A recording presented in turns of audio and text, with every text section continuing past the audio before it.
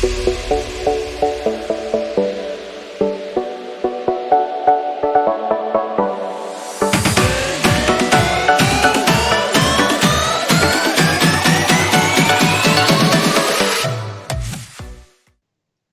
Students, welcome back to my channel momentum.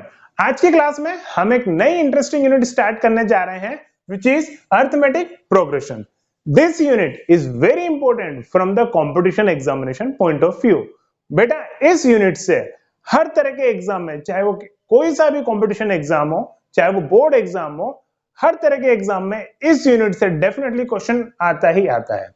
एक और चीज, same unit again we will study in 11th class with a wider scope of complex numbers। समझाता हूं, 11th class में हम एक नए तरह के नंबर्स और पढ़ेंगे which are complex numbers। so इस यूनिट में 11th क्लास में कुछ और क्वेश्चंस हमको मिलेंगे on the complex numbers with the same concept and the topics or fundas as we will discuss in our 10th class। जो कॉन्सेप्ट्स, जो topics, जो भी फंडास हम 10th क्लास में पढ़ेंगे सेम एज इट इज हमको 11th क्लास में वापस से मिलेंगे। बस डिफरेंस इतना सा होगा कि हमें वहां पे नए तरह के नंबर्स और मिलेंगे विच आर कॉम्प्लेक्स नंबर्स। ठीक है। सो बच्चों, आप इस यूनिट पे थोड़ा सा ज्यादा ध्यान दीजिएगा, ज्यादा फोकस कीजिएगा, ज्यादा प्रैक्टिस कीजिएगा। ठीक है। सो आइए स्टार्ट करते हैं इस यूनिट को। बेटा आपने कई बार सीरीज ऑफ नंबर्स देखे होंगे, आपने कुछ नंबर्स की लिस्ट देखी होगी, कुछ नंबर्स लिखे हुए देखे होंगे which have some pattern, right? कुछ एक पर्टिकुलर पैटर्न फॉलो करते हैं जिसको देख के हम आगे के नंबर्स बता पाते हैं। जैसे कि मैंने यहां बोर्ड पे लिखा है, जैसे देखिए 3, 9, 27, 81। इसके बाद का नंबर हम बता सकते हैं क्या होगा? 243। वाई सो? क्योंकि यहाँ पे क्या चल रहा है बेटा? 3 की पावर 1, 3 की पावर 2, 3 की पावर 3, 3 की पावर 4, नेक्स्ट क्या आ जाएगा बेटा? 3 की पावर 5, राइट। फर्स्ट दो लिस्ट और देखते हैं बेटा हम जरा, 1, 2, 0, 8, -2। इसके बाद क्या आएगा? हमें नहीं पता क्या आएगा। क्यों? क्योंकि बेटा यहाँ पे कुछ भी पैटर्न नहीं चल रहा है।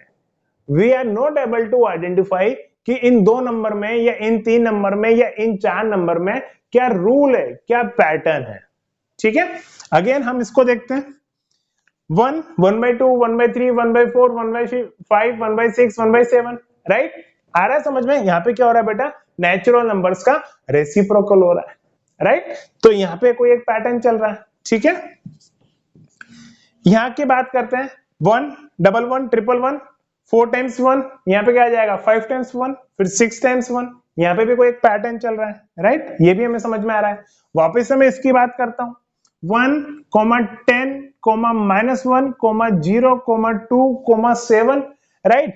अगेन यहाँ पे कोई भी पैटर्न नहीं चल रहा, सो हम आगे क्या नंबर आएगा वो नहीं बता सकते।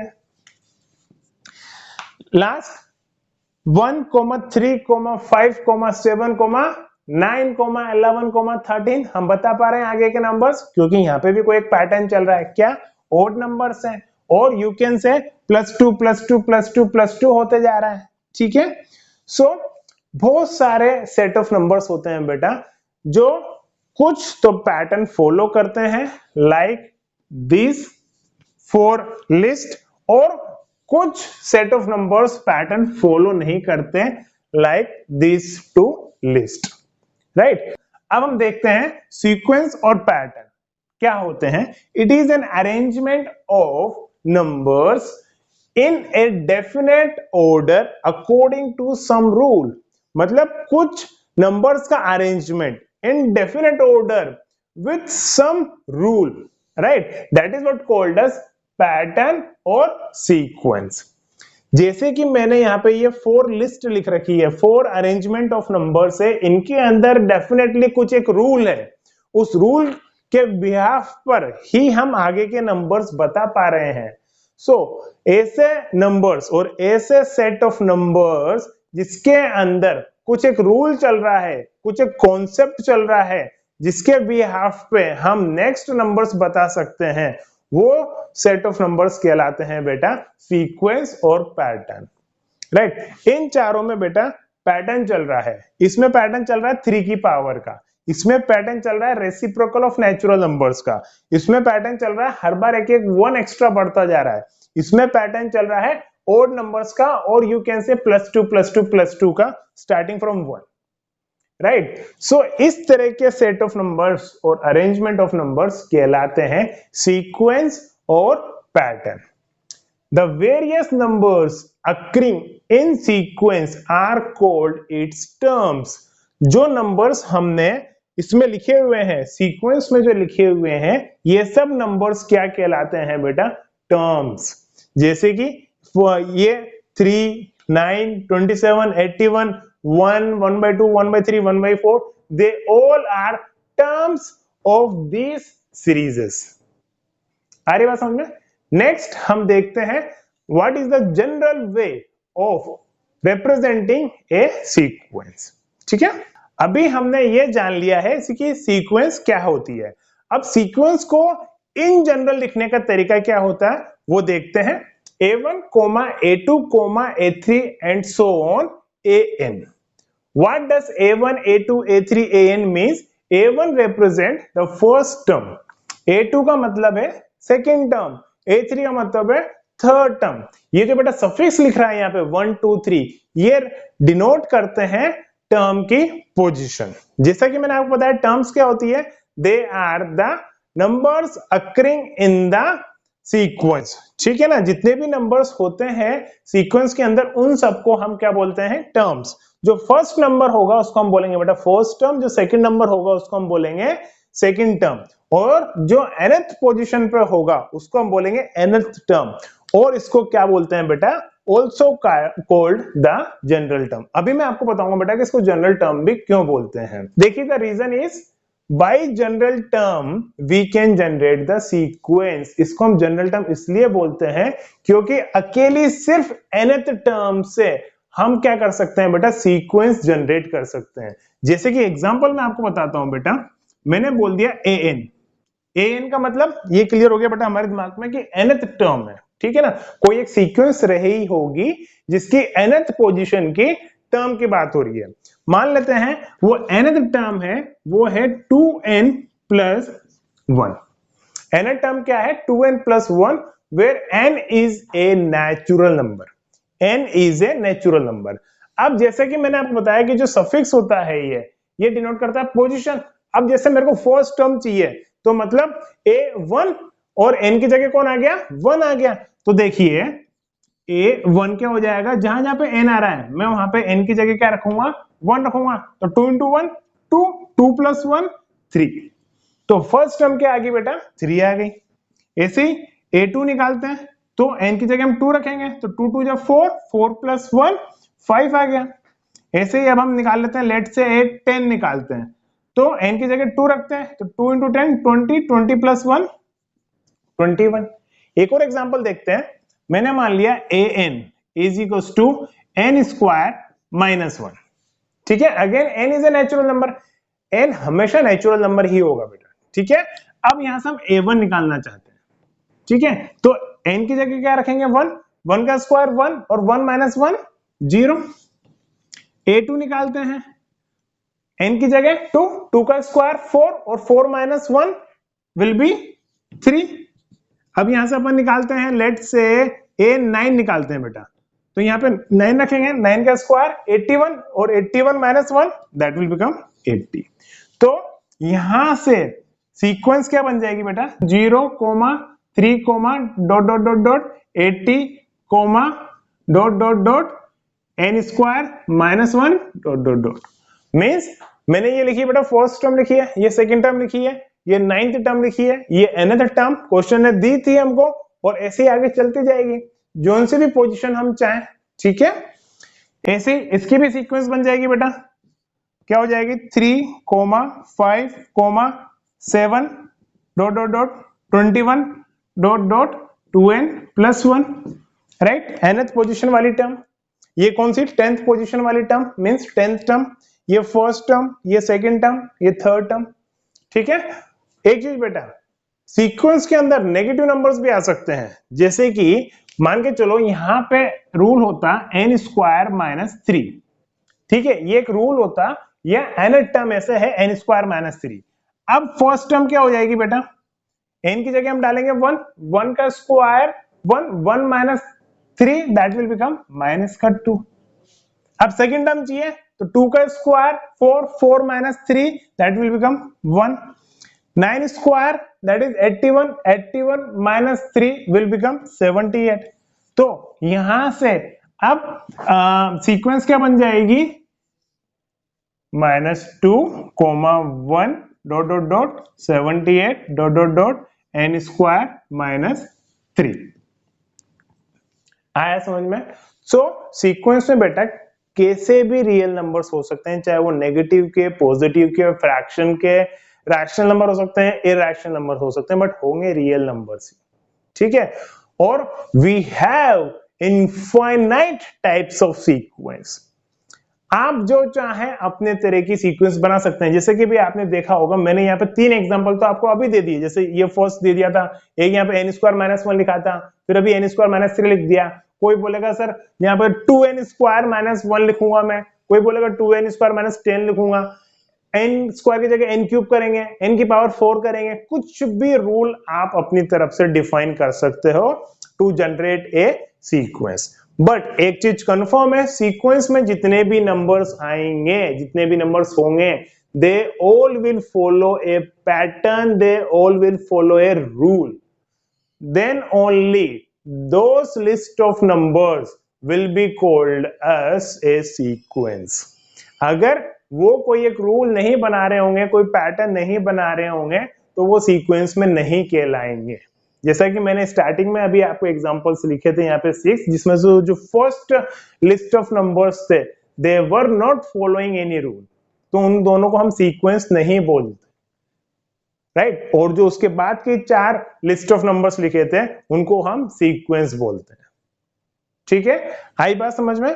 तो ये बात हुई बेटा हमारे general way to represent the sequence, और हमें इससे ही काम करना है। ठीक है, हमें यह पता चलना चाहिए कि फर्स्ट टर्म किसे बोलते हैं, सेकंड टर्म किसे बोलते हैं, 10th टर्म किसे बोलते हैं, nth टर्म किसे बोलते हैं। nth term is also called as general term. ठीक है, now let's see what is arithmetic progression. Is arithmetic progression, short में इसको हम बोलते हैं AP. A sequence A1, A2, A3 and so on AN is called an arithmetic progression if the difference of a term and the preceding term is always a constant। ठीक है, देखो बेटा मैंने यहां पे क्या लिखा है, अरिथमेटिक प्रोग्रेशन के लिए मैंने सबसे पहले यहां वर्ड यूज किया है, it is a sequence. Sequence बोलते से हमारे दिमाग में यह आ गया कि they are some set of numbers और arrangement of number with some rule. ठीक है, तो वही मैंने यहाँ पे जनरल फॉर्म में लिखी है sequence A1, A2 and so on AN। ठीक है, मैंने एक सीक्वेंस लिखी है। अब यहाँ पे मैंने आपको ये बताया था कि सीक्वेंस क्या होती है, हमारे पास इनफाइनाइट तरह की होती है। ठीक है, we have lots of sequence, infinite types of sequence. उन इनफाइनाइट में से एक स्पेशल टाइप ऑफ सीक्वेंस हम पढ़ने जा रहे हैं, which is called as an arithmetic progression. आप 11th क्लास में 2 तरह की सीक्वेंस, स्पेशल सीक्वेंस और पढ़ोगे, which are geometric progression and harmonic progression. ठीक है, उनकी बात अभी हम नहीं करेंगे, हमारे सिलेबस में अभी 10th क्लास में सिर्फ और सिर्फ अरिथमेटिक प्रोग्रेशन है। ठीक है, ये अरिथमेटिक प्रोग्रेशन वापस आपके 11th क्लास में है, जैसे कि मैंने अभी आपको कुछ देर पहले बताया था।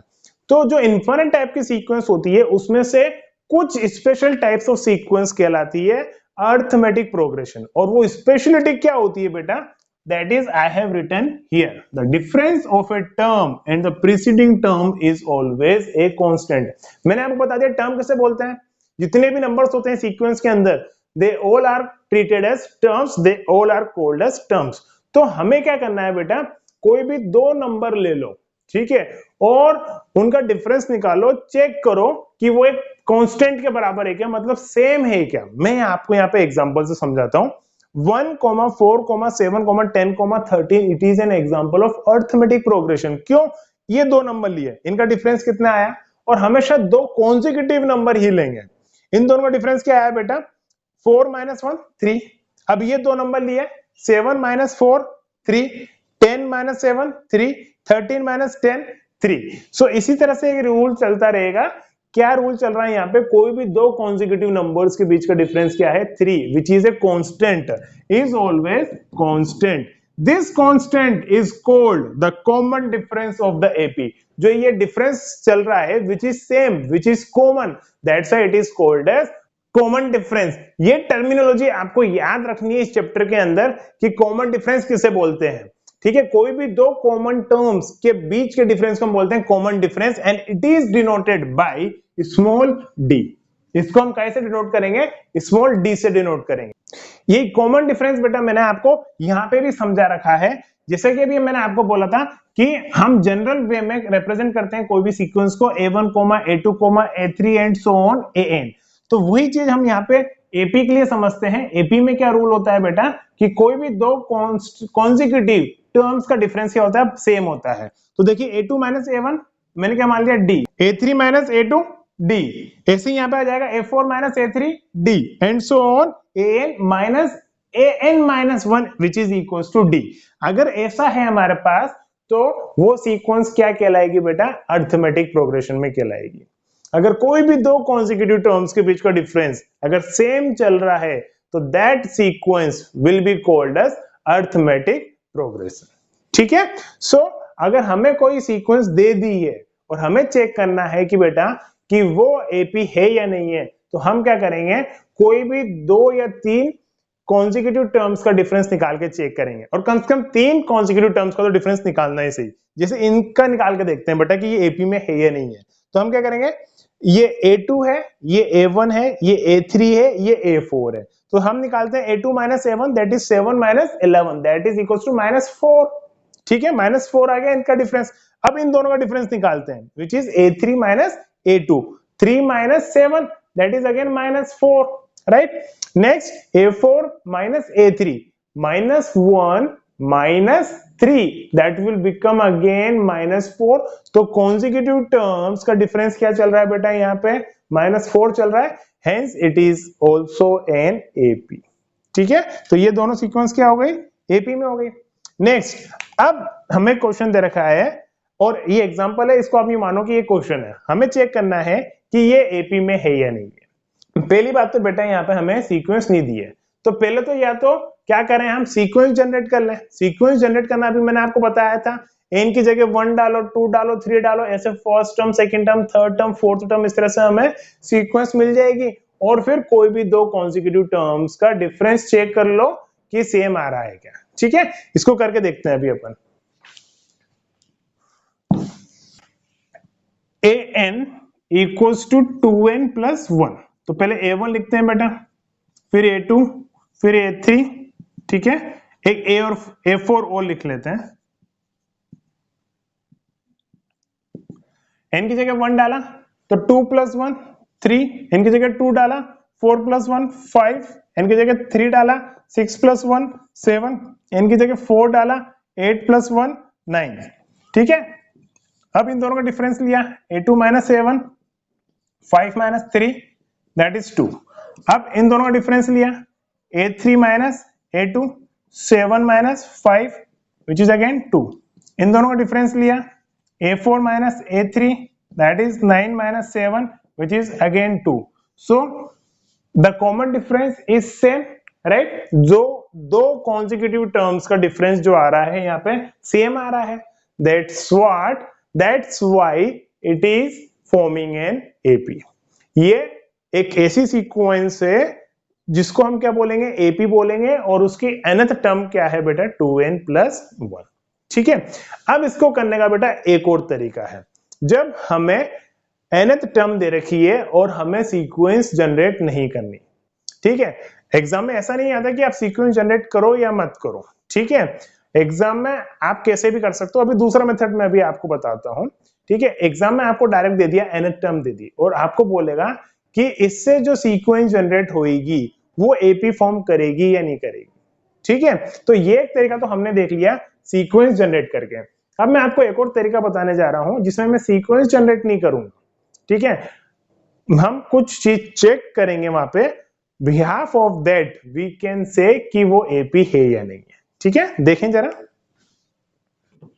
हम direct an minus a n minus one निकालेंगे। ठीक है, अगर ए एन माइनस वन अगर इंडिपेंडेंट ऑफ एन आया, कहने का मतलब इसको सिंप्लीफाई करने के बाद हमें जो भी कुछ टर्म मिलेगी, अगर उस टर्म के अंदर ये एन नहीं है, इसका मतलब दैट इज एन एपी। देखो करके देखते हैं इसको। तो यहाँ पे ए एन क्या है, 2n प्लस वन रख दिया अपन ने, माइनस की जगह माइनस। ठीक है, अब यहाँ पे n की जगह क्या आ रहा है, ये तो n है, अब n की जगह यहाँ पे क्या है, n माइनस वन। तो मैं क्या करूंगा, यहाँ पे n की जगह n माइनस वन सब्स्टिट्यूट करूंगा और ये प्लस का one.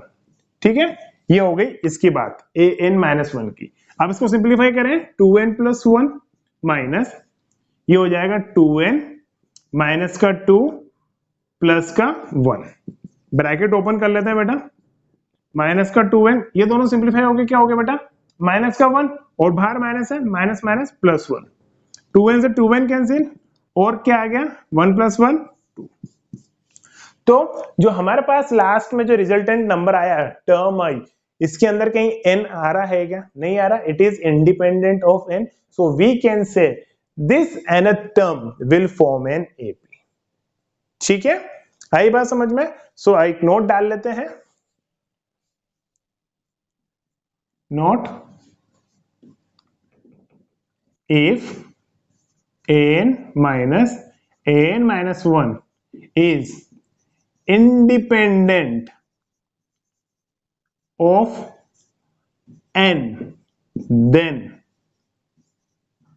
an will form an AP। ठीक है, आई बात समझ में। एक और इंटरेस्टिंग चीज देखिए बेटा, अभी हमने इसकी सीक्वेंस जनरेट करी थी, मैं एक बार वापस से सीक्वेंस जनरेट कर रहा हूं इसके लिए। n की जगह 1 डाला, दैट इज 2 प्लस 1 3, फिर क्या आ गया 5 आ गया, फिर 7 आ गया, फिर हमारा 9 आ गया एंड सो ऑन। यहाँ पे बेटा कॉमन डिफरेंस क्या था, कॉमन डिफरेंस से मतलब कोई भी दो कॉन्जिक्यूटिव टर्म्स के बीच का डिफरेंस।